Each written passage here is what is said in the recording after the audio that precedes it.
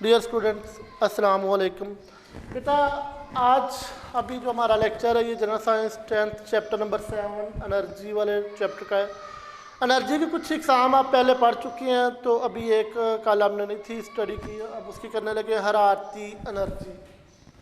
बेटा, ये बेसिकली जिस्म के मालिक्यूल्स की हरकत की वजह से जो एनर्जी हासिल होती है उसे हरारती एनर्जी कहते हैं। जिस्म के मालिक्यूल्स की हरकत की वजह से जो एनर्जी हासिल होती है वो हरारती एनर्जी कहलाती है।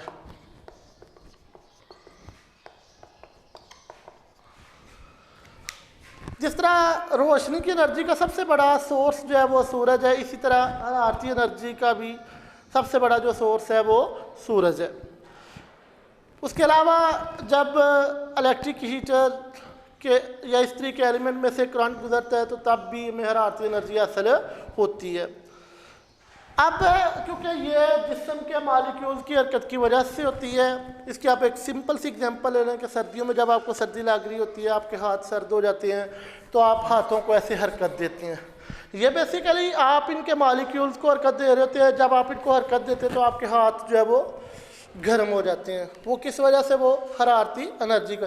और अब आपको ये भी पता है कि जितनी आप इनको ज़्यादा तेज़ी से हरकत देंगे उतनी ज़्यादा हरारत हासिल होगी। तो हरारती एनर्जी बेसिकली जिस्म के मालिक्यूल्स की हरकत की वजह से हासिल होती है। हरारती एनर्जी का सबसे बड़ा सोर्स जो है वो सूरज। उसके अलावा इस्त्री या हीटर के एलिमेंट में से जब करंट गुजरता है तो उससे भी हमें हरारती एनर्जी हासिल होती है। बेटा, अब तक हमने एनर्जी की मुख्तलिफ इकसाम पढ़ी। अब हम एनर्जी को इलेक्ट्रिसिटी में जो तब्दील करने के मुख्तलिफ तरीक़ेकार हैं वो स्टडी करेंगे।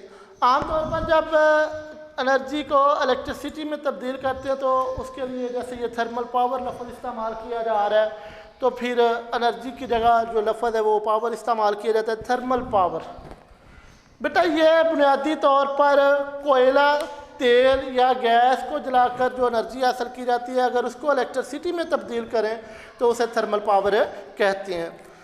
कोयला, तेल और गैस को जलाकर जो हरारत हासिल की जाती है उसकी मदद से अगर हम पानी को भाप में तब्दील करके उससे इलेक्ट्रिसिटी पैदा करते हैं तो ये थर्मल पावर कहलाती है।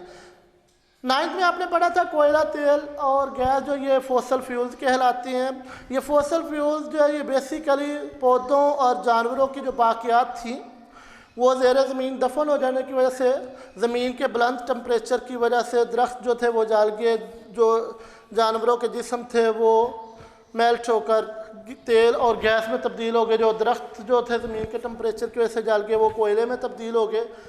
तो कोयला, तेल और गैस जो ये फॉसल फ्यूल्स कहलाते हैं, ये जानवरों और पौधों की बाकियात के ज़ेर ज़मीन दफन हो जाने की वजह से मार्ज़ वजूद में आए थे। तो जब कोयला, तेल या गैस को जलाया जाता है तो इससे हरारत हासिल होती है। उस हरारत की मदद से फिर पानी को भाप में तब्दील किया जाता है। कोयला, तेल और गैस को जब जलाया जाता है तो इससे हरारत हासिल होती है। तो उस हरारत की मदद से पानी को हम भाप में तब्दील करते हैं, तो उस भाप की मदद से टरबाइनें चलाकर इलेक्ट्रिसिटी पैदा की जाती है। इसे थर्मल पावर कहते हैं।